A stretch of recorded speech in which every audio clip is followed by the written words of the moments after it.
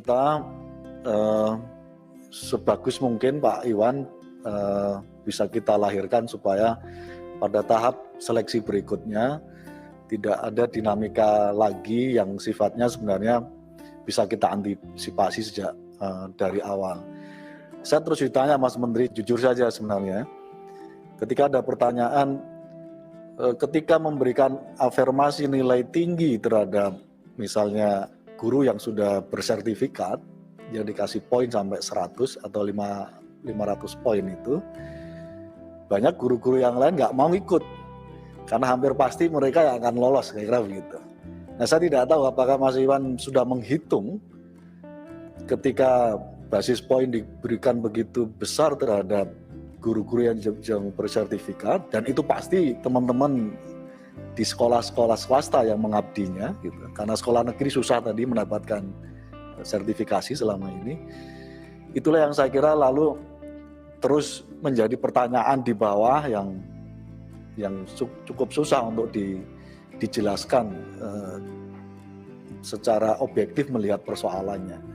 Nah, karena itu kita ingin pada tahap berikutnya, setelah kita lakukan evaluasi menyeluruh dari tahap 1, tahap 2 rekrutmen ini, nanti pada tahap ketiga ini kita konsolidasikan bersama supaya apa yang kita putuskan, sekali lagi semangatnya seperti disampaikan oleh Mas Menteri, untuk rekrutmen 1 juta ini bisa terlaksana dengan baik, terlebih-lebih bagi teman-teman yang sudah mengabdi lama, baik terutama yang ada di sekolah-sekolah negeri. Kira-kira itu Mas Menteri. Sebelum kita masuk lapsing, saya persilahkan Mas Menteri untuk memberikan respon dari apa yang disampaikan oleh teman-teman tadi. Persilahkan Mas. Terima kasih Pak Ketua. Ini berdasarkan catatan saya ada beberapa pertanyaan yang akan saya coba jawab. Yang pertama adalah untuk menekankan sekali lagi bahwa tentunya tidak mungkin guru swasta akan masuk program ini kalau mereka bahagia dalam posisinya saat ini. Mereka artinya kalau tidak menerima uang di bawah UMR atau mungkin dia tidak senang, selalu ada motivasi kenapa guru swasta. Dan terus terang patut juga disebut suara dari guru swasta juga yang cukup penting, yang saya rasa belum diutarakan di sini mengenai hak mereka, bukan cuma hak yayasannya sama hak guru negeri honorer, tapi hak dan kebebasan mereka juga untuk mencari kesempatan yang lebih baik juga harus kita hargai. Walaupun posisi kami jelas untuk pertama memprioritaskan guru negeri di sekolah induknya.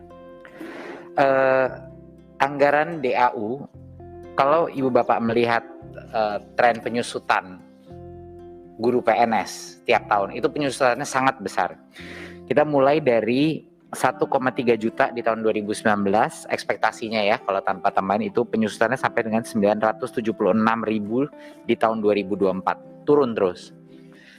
Jadi yang nggak pernah dikalkulasi adalah itu bukan cuma naik terus, setiap tahun ada net outflow, keluar, pensiun, sakit, hal-hal lain gitu, meninggal, pensiun. Jadi itu adalah kalkulasi yang dilakukan kita gitu.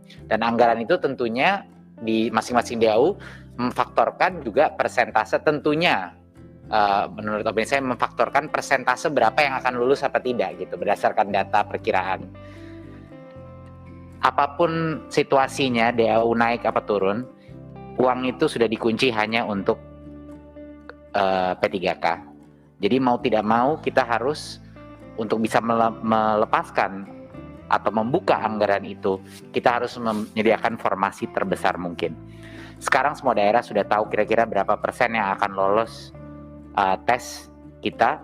Jadinya sekarang sudah tidak perlu nebak-nebak lagi. Jadi daerah bisa mengkalkulasikan sendiri di masing-masing daerah, mereka akan melihat, dan tidak ada, benar-benar tidak ada alasan ekonomik untuk tidak memastikan 100% formasi sekarang. Atau enggak uangnya rugi, numpuk aja terus di dalam DAU gitu, nggak bisa digunakan untuk yang lain.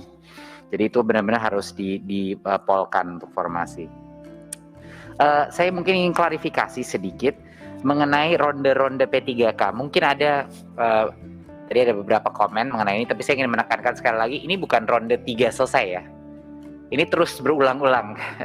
Tiap tahun kita akan ada 3 ronde, 2, 3 ronde dan lain-lain. Ini adalah proses gitu.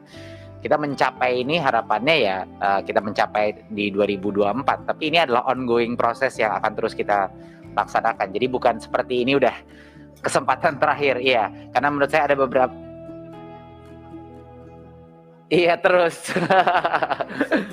tiap ronde kita bisa begini. Jadi nggak apa-apa, memang keseruan kita mengoptimalisasi proses ini. Yang penting kan terus maju kan Bapak Ibu. Yang penting maju kita. Iya, iya. Jadinya tahun depan pasti akan ada kita kasih ronde-ronde lagi gitu. Jadi bukannya ini ronde ketiga selesai, tahun ini harapannya 3 ronde dan selanjutnya. Jadi takut ada mispersepsi di masyarakat kayak ronde ketiga tuh kayak yang terakhir, bukan, sama sekali tidak. Akan selalu ada kesempatan. Tadi ada pertanyaan, maaf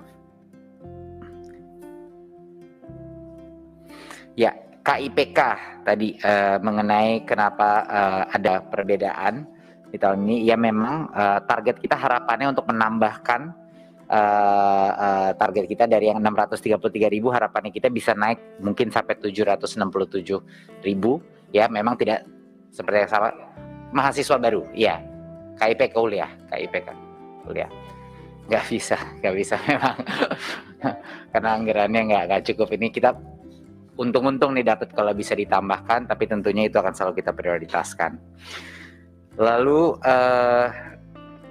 di daerah T tadi pertanyaan mengenai banyak yang nggak laku. Banyak sebenarnya daerah khusus yang sudah mendapat tunjangan khusus. Lumayan itu udah dua kali lipat ya kalau nggak salah ya Mas Iwan. Ya tunjangan. Jadi tapi tetap aja bukan cuma uang ini masalahnya. Seluruh disrupsi dari hidupnya, kualitas hidup itu buat orang-orang kita tuh sangat penting, bukan hanya uang. Mau ditawarin berapapun untuk dia tinggal di situ, banyak yang masih aja nggak mau. Jadi ini adalah hal yang harus kita pecahkan permasalahan ini dari berbagai sudut. Ini cukup rumit. Tapi ini salah satunya yang sedang kita pikirkan sebenarnya, gimana sih kalau anak yang lulus PPG itu kalau bisa dia melakukan 1-2 tahun di daerah-daerah seperti ini sebagai awal dari karir dia, sama kayak dokter ada penugasan. Itu mungkin salah satu ide yang sedang kita pikirkan. Insya Allah bisa terjadi, tapi belum bisa saya jamin.